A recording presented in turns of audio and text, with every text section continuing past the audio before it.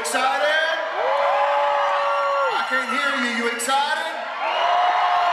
Well, we've come to the end of the presentation, and we're here sort of at the end, and I trust that not only have you consumed enough information inside of you that resonates and creates enough conviction and passion to want to go do something remarkable and spectacular for you and your family and your teams, but you're also conscious and aware of the fact that, guys, we've got to become comfortable with getting uncomfortable. That we've got to become passionate about going the extra mile, because it's the little things you do that others are unwilling to do that separate your paychecks from someone else that's at the top of a compensation plan, that has the lifestyle or the income, maybe the title or the rank or the business that you desire to have. And I'm here to tell you that your future is not intimidated by your current circumstances. I'm going to say that again. Your future is not intimidated by your current circumstances. See, most of us have not invested wisely into our dreams. Now, it's kind of cool to talk about what your dream is or what you aspire to be, and we all know that the difference between who you are and what you want to be is what you do. Which means at some point, you got to get beyond getting a vision leadership. I talk to a lot of people that tell me what they're going to do. All kinds of people love to talk a good talk. But there's a difference between having a get a vision leadership and getting things done leadership. And the people that choose to get things done are those that aren't afraid to get their hands dirty every once in a while. They're aware that this is not something that you commit to doing on Thursday night or Friday or every once in a while. This is something that you choose to do all day, every day. You say, Kevin, I got a part-time job, full-time job, I'm busy. Everybody in the room is busy. But you can spend your entire life busy being broke or busy being productive. Guys, I don't know about you, but I want to be productive.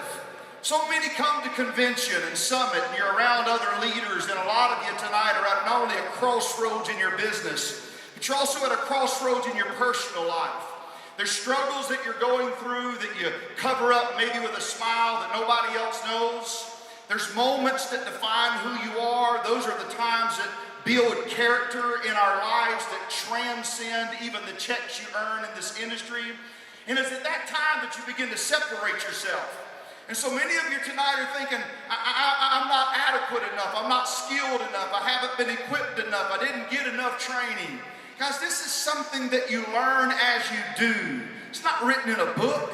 I've been talking about scripture my entire life, and I'm still not sure if I understand much of it. I just understand that I believe it. And so I'm here to tell you that because you're broken, that's not the end of things. Stop allowing your past to hold a tight grip on not only your current circumstances, but more importantly, your destiny. See, a lot of you tonight have dreams that are so small, it requires nothing of you to really go do anything spectacular in this industry. Right. Your dream is so small that when failure comes up, it's easy to quit, it's easy to give in, cast in the towel and walk away, find fault in the company or the people that you're connected to. But when your dream is big, it requires more effort from you.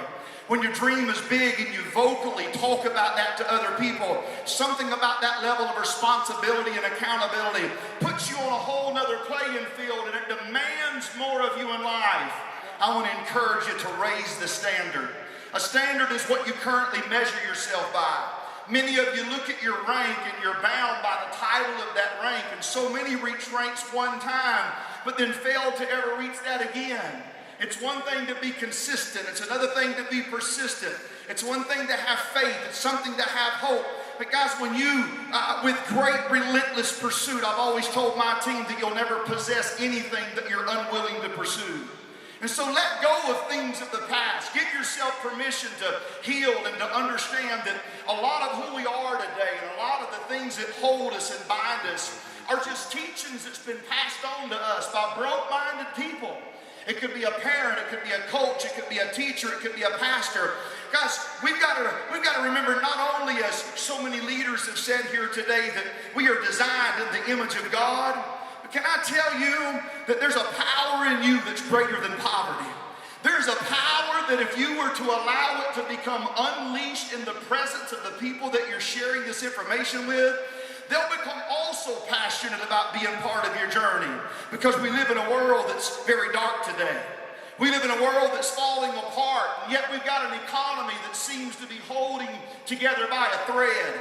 Many of us are hoping that things will get better, and yet it seems to be getting worse. And yet in the middle of complete chaos and crisis, God has called us, you, me, and equipped each and every one of us to stand up as elite warriors of faith, not only fighting the good fight of faith, but to understand that God requires more of us. He requires us to produce increase, abundance, and overflow. To not settle for a life of mediocrity in the path of least resistance. To become comfortable with the tough decisions that few are ever willing to make, but it's required of us to make it.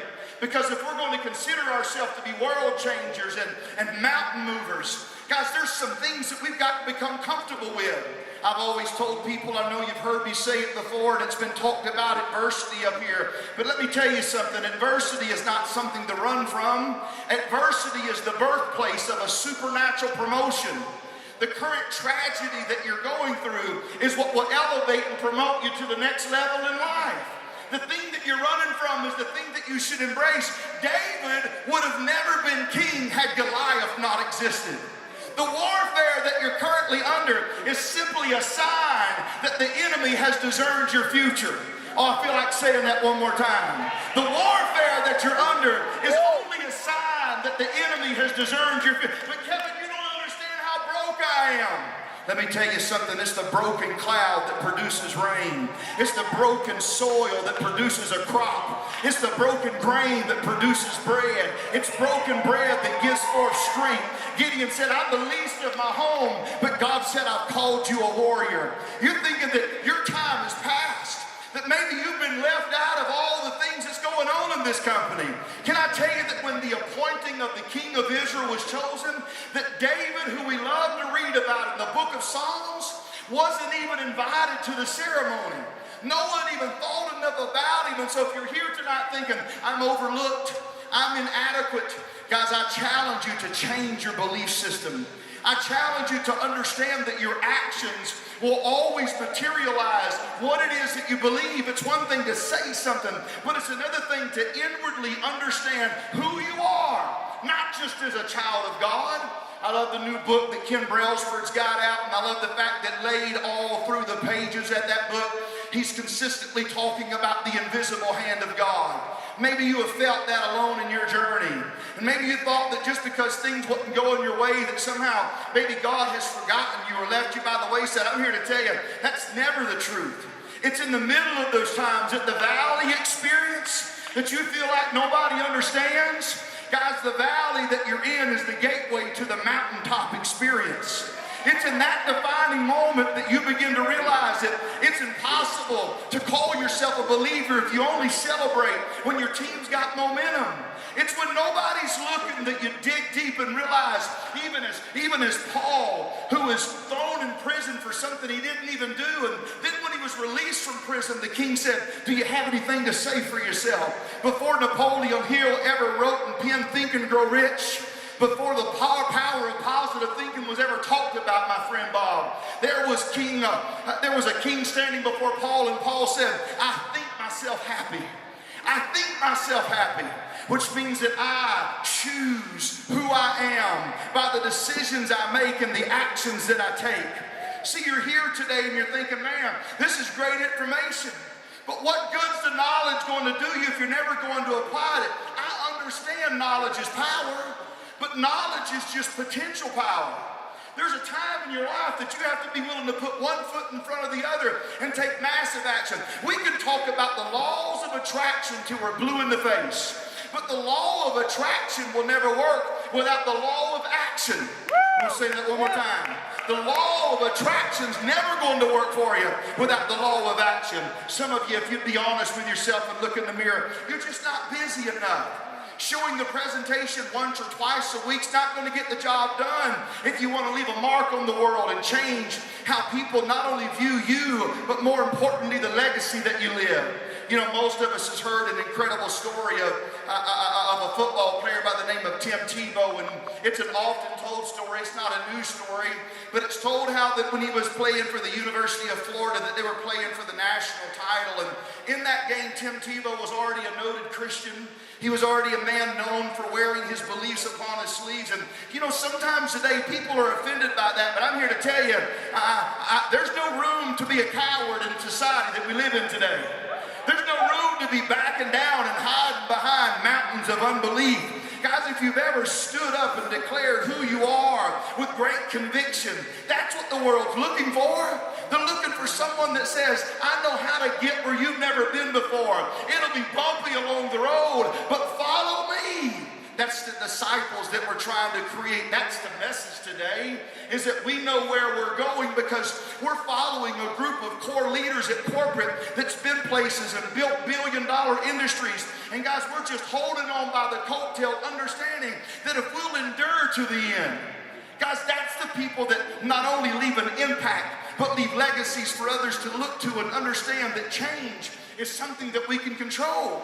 Tim Tebow chose that particular game on the eye black underneath his eyes to wear John 3:16. And his dad called him up and said, Tim Tebow, we're not very superstitious, but you need to understand you wore Philippians 4:13 the entire season.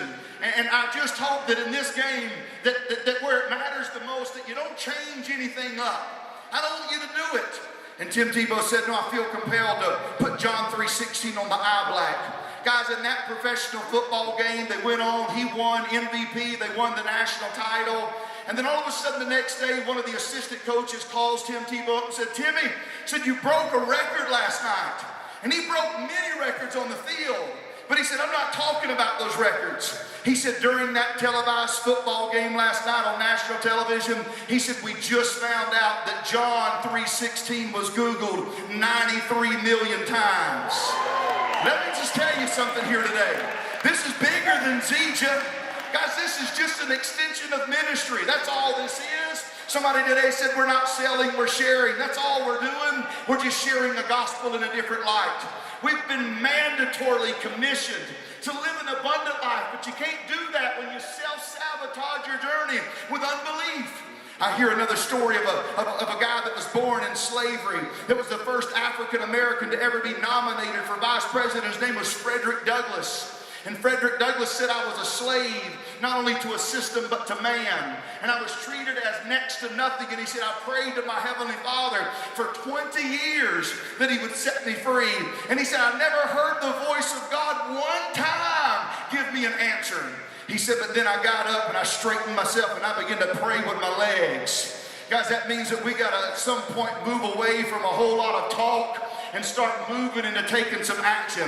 You want Zija to be $1 billion business? You want the 10-year anniversary to have 15, 20,000 people? You've got to get a little bit bigger vision. See, if your vision can be materialized with a hammer and a shovel, it's too small. If your vision can be materialized with a hammer and a shovel, it's too small. You got to have a vision that takes dump trucks.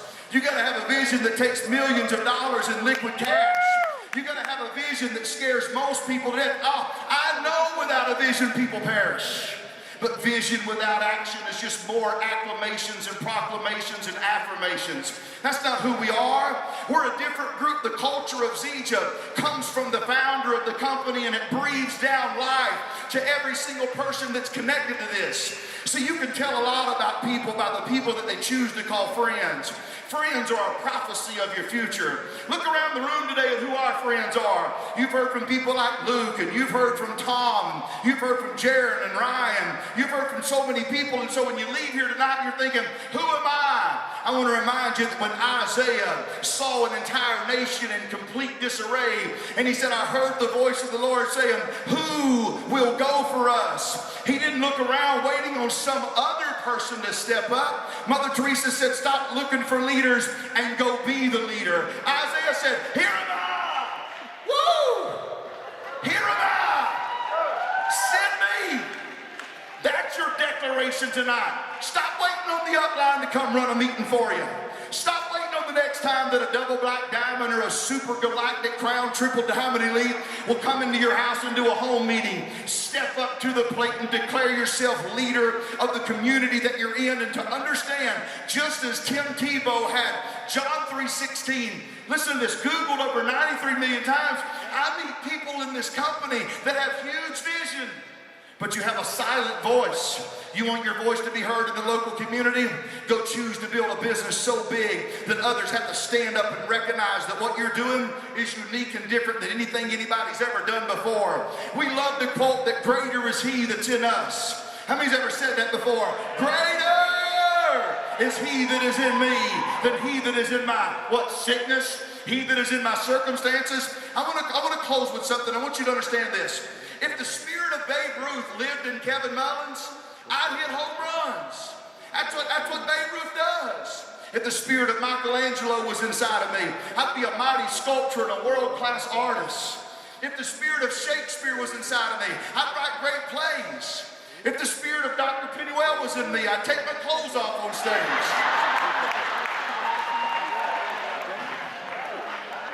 But if the spirit of a living God is inside of you, I'm not worried about who my Father is tonight. There is no limitations to who we are and what we can accomplish.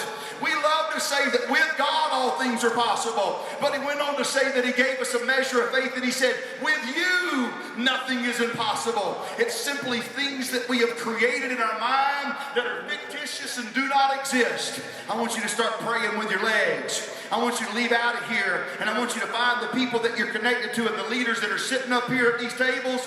I want you to find them and say, here's what my goals are. And don't create goals that are so small that it requires no effort or sacrifice from you. Set some goals that require some bleeding out of you.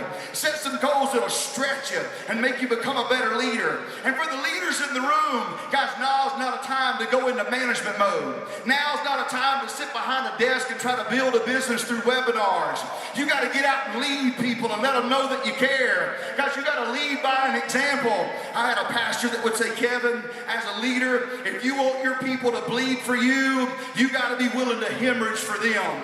If you want your people to bleed for you, you got to go get in the trenches with them. You got to do things with them that nobody else is doing. I asked my mentor one time, Paul Orbison, I said, Paul, how many people do I got to recruit before I can stop? He said, until. I said, until when, Paul? He said, until you don't have to do it no more. I said, Paul, how long do I have to go before I can rest? I feel a little weak and tired in my body. He said, Kevin, until. I said, Paul Orbison, until when? He said, until you get the job done. Guys, we haven't scratched the surface of what ZJ International is doing on a global scale. We've got a chance and a compensation plan and a product that is unmatched in the industry. But a perfect product won't win for you if you're not willing to strap up some courage inside of your life. Take on the enemies that you've created, that you got to face daily, and to understand truly there is an omnipotent source living inside of you that's far superior than anything that you'll ever face. And when we start looking people in the face and understanding who we are, they'll identify who you are not by what you say, but by the circumstances that you face. And how you get up every single time and continue to march forward. How that your testimony is never negative, Tommy, but it's always positive. And the reason it's positive is because you don't have to fake who you are. You've recognized it as a child of a sovereign God, that you've been created not only in his image, not only is there nothing impossible for you, but that we've been mandated to declare a greater purpose and a higher authority. I want you to stand to your feet with me as we come to a close. I know you're tired. Stand to your feet with me. I want you to repeat after me, and when you do so, you got to do it with some conviction in your heart. I will not quit. I will not quit. Oh no, I must be at another network marketing event. That don't sound like ZJ Distributors. I will not quit. I will not quit. I will not surrender. I will not surrender. Somebody is depending on me. Somebody is depending on me. My family's depending on me. My family's depending My on me. team's depending on me. My team's depending This on me. company's depending on me. This company's depending Today on is me. a new day. Today is a new I day. will no longer abandon my dreams. I will no longer abandon I my will no dreams. longer live in fear. I will no longer. I'm a difference maker. I'm the difference. I'm a game changer. I'm a man changer. I'm a messenger of hope. I'm a messenger of hope. I'm a mountain mover. I'm a mountain mover. I am in control of my destiny. By the decisions I make and the actions that I take. I am. Oh, you got to be able to give me a good one on this one. I